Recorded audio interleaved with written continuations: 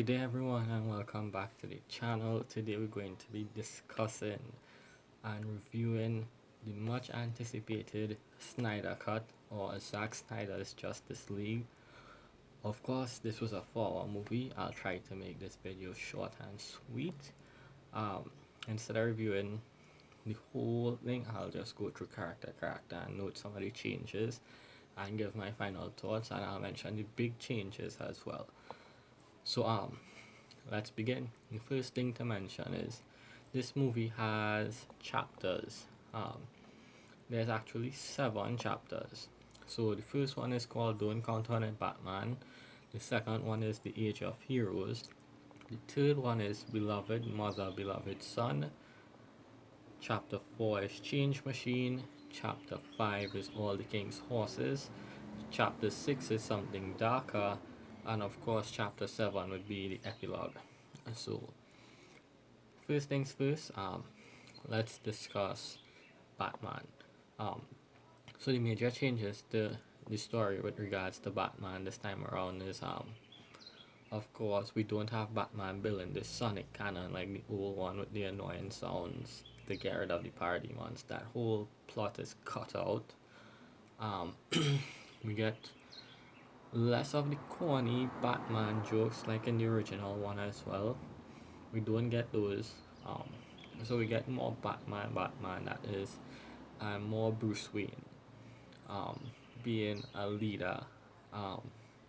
So yeah, we get that. We get some of the major changes with regards to the movie with Batman, aside from the sonic cannon, then is Batman doesn't really have this big argument then like in the movie with them to bring back Superman, like how they changed it in the Josh Whedon's version. There's no argument really to bring back Superman, and this felt more like an actual team Justice League movie, not like the last one where they were bickering and all of that. So that's the major change with regards to Batman. Now let's go to Wonder Woman. With regards to Wonder Woman and the Amazons, there's a lot more. We get more scenes with the Amazons, like when Steppenwolf invades where they live to get the mother box there. We get him fighting the Amazons, and more of that, more of the sacrifice of the Amazons to protect this mother box, like when they make the decision to trap him inside the Colosseum temple-esque place to stop him, and they break the walls for him to remain in there. We get more violence in this, so he's been cutting people in half and stuff here. We get a lot more Wonder Woman too. No corny butt shots and stuff like that. None of the scene where Flash falls on her boobs, none of that, all that is taken out. We get her being a hero, then we get the added scene of where they shoot the Artemis's arrow to her to warn man of the incoming threat, and she goes down with the arrow and finds the murals with Darkseid. Also with regards to her story, we get her telling more of the flashback scene, and so there's a next big change here where the flashback scene in the original was with Steppenwolf invading the Earth and it was pretty short. Here it's longer and it's not Steppenwolf, it's actually Darkseid, and we see in her telling this, we see the old gods fighting, and we see Ares and Zeus. We see Zeus stop the mother boxes with his lightning. We saw Ares is the one who took out Darkseid with his axe by cutting him across the shoulder. We see more of the unity of the nations on Earth to stop that during that war. We see the Green Lantern, I forgot his name, it's not Abensur, but we see him challenge Darkseid and we see him get killed, his arm is chopped off, so yikes. we see he's killed, and when his ring flies up in the air, Darkseid is about to grab it and is shot with an arrow by a god. Um, Also, Wonder Woman gets more dialogue in regards to the new scenes, as well as the way her dialogue is delivered then has changed a bit, not like the old one. Like when she meets Cyborg, it's different. Um, when she saves the people in the beginning of the movie from the explosion and the bomb, it's longer this time around. The scene is longer and expanded on, and we get more of her being her. We see her flying. We see her when she stops the machine gun bullets and all of that. So we get more with regards to her there. Um, Again, she was not objective in aspect to bringing Superman back to life either, like in the first one. So she was more of a team player here, I guess. And again, they were more united. So yeah, that's the major changes to her in this movie and her storylines. Next, let's go into, I guess, Flash. So Flash has a good bit of extra scenes, and I love that in this they don't make Flash sound and look like a coward like they did in the original one, where when he had to go save the hostages, Batman had to give him the hero talk and pep talk to just save one. That's not in this. We actually see Flash stepping up and doing things. Um, he saves the people. He saves Iris. We get that scene finally here where him and Iris meet finally, and there's the accident. They meet outside of a place, and there's an accident right after, and he saves her, and she sees him. There's also him stealing a hot dog. Because why not, to try to get through with his job, because gone for an interview with a lady to walk dogs, I think, or in a pet store, and he saves Iris and steals a hot dog and goes back in the store like nothing happens. Um, so yeah, we also get a big thing that was not in the original with regards to Flash's we see him get injured twice. We see one where he uses his ability to heal, because Flash heals quicker than normal because of his speed. So we see that. We get the moment where Flash touches the box to bring Superman back to life. That is basically kind of the same. However, again, Flash isn't opposed to bringing Superman back. Like I said, everyone was on board with the idea here, because when they was having that discussion, Flash was like, "Is someone actually going to say it? 'Cause I don't want to be the one to say it." So there's that. So more Flash.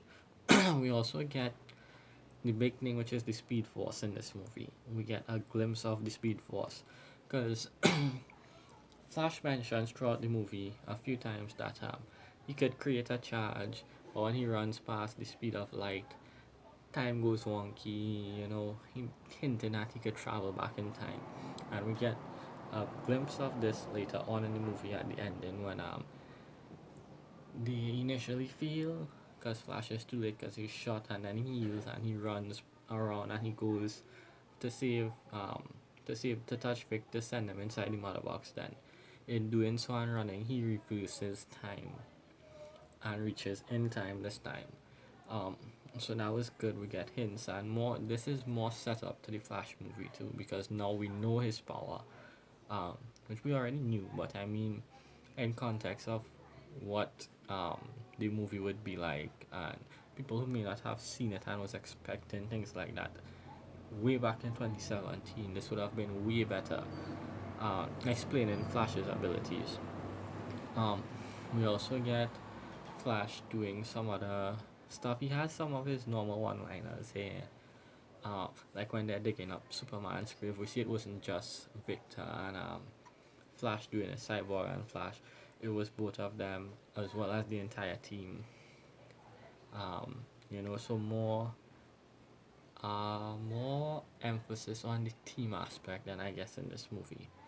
So Flash had his scenes.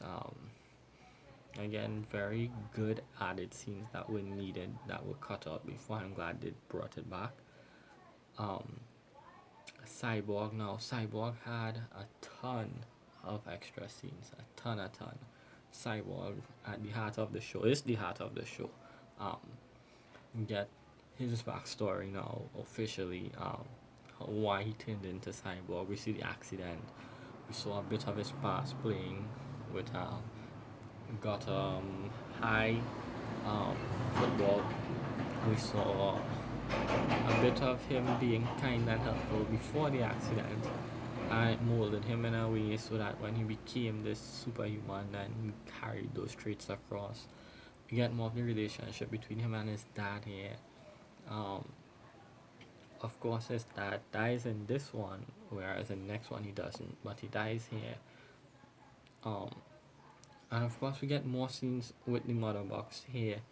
We get the scenes with him going fully suited up, where the mask covers his face and he flies. So yeah, Cyborg got a lot of extra needed scenes. Of course, we get with him helping the lady as well, who was broke. He transferred money to her account. So yeah, we get a lot of needed exposition on Cyborg and his abilities. And we see that he was training basically before this when he got his powers. So it's not just like in the original one, like I said, where it's just cuts and cuts and cuts, and you don't know why there's so much cuts and nothing to fill in the blanks. Um, so yeah, Cyborg got it all the scenes that he needed to flush out his character.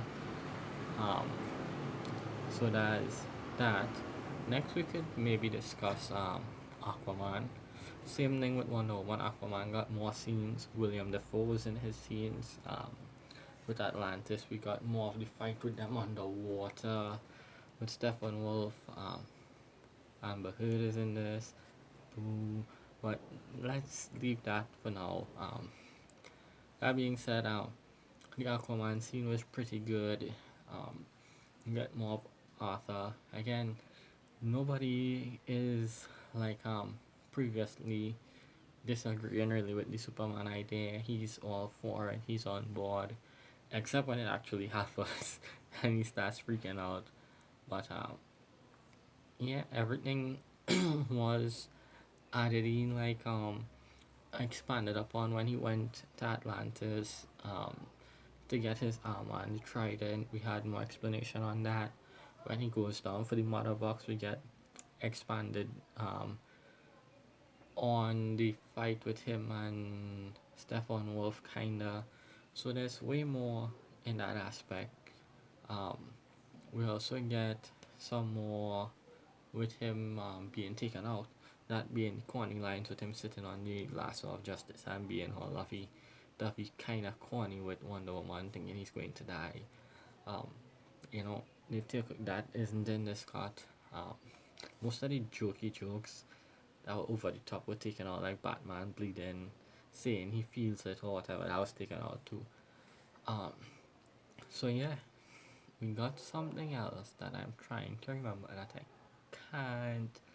So excuse me if I forget anything. This is, like I said, a 4-hour movie, so there may be things that I skip over. Um, so yeah, we also get more of the scene when Aquaman meets Batman, of course, for the first time. So yeah, that may be what I forgot, but yeah, I'll bring it up because I remember. We got more of that scene. Um, so yeah, all in all, those scenes were needed as well. We'll talk about Superman now. Superman is in the movie for as much as the same length as the previous one. However, this time around, he's more. There's less of the corny lines again. So no, do you bleed? You will. That is not in this. The fight with him and the Justice League when he now comes back is expanded a little more.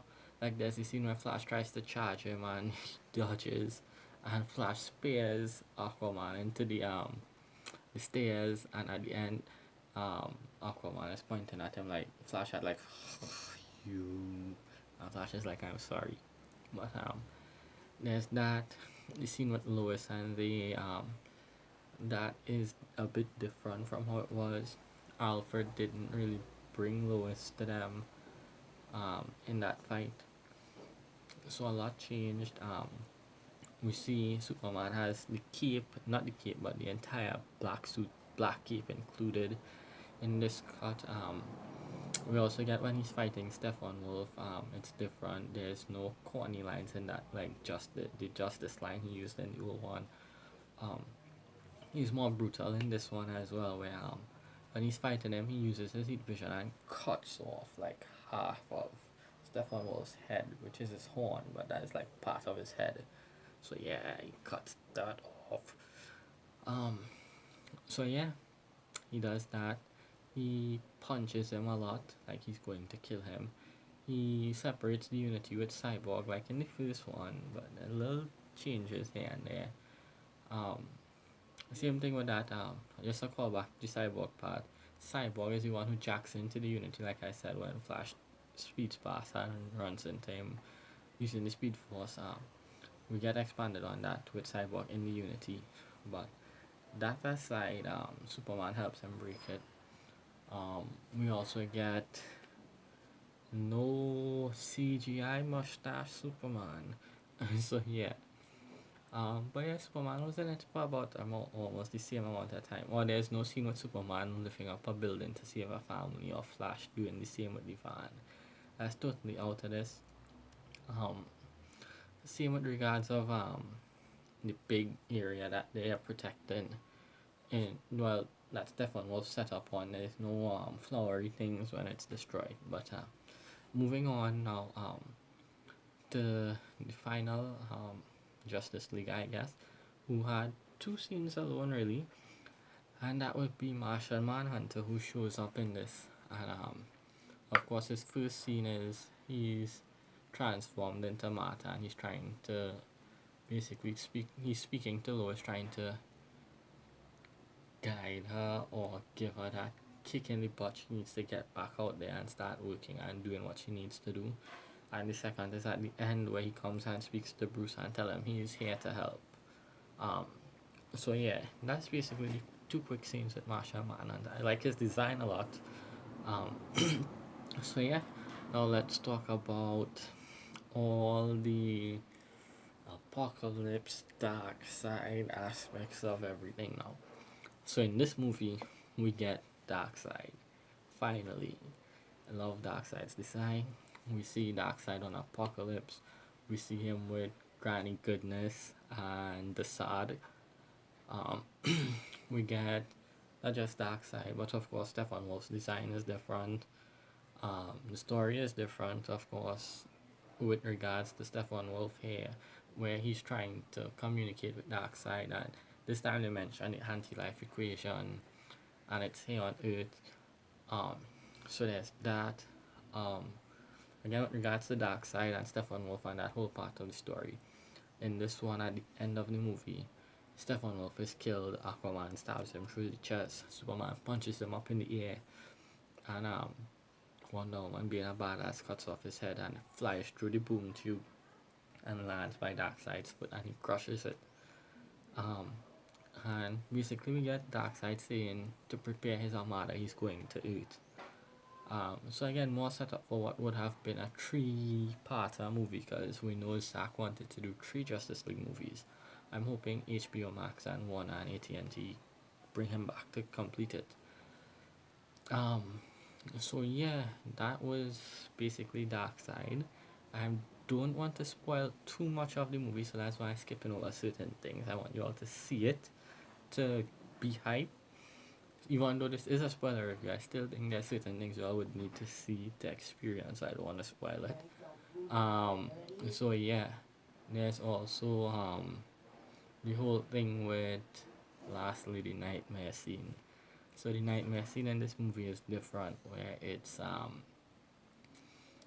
is basically Bruce at the end in the epilogue. He wakes, he's having a nightmare now, and we see in this Nightmare Scene it's him, Flash, Cyborg, Mira, and Joker.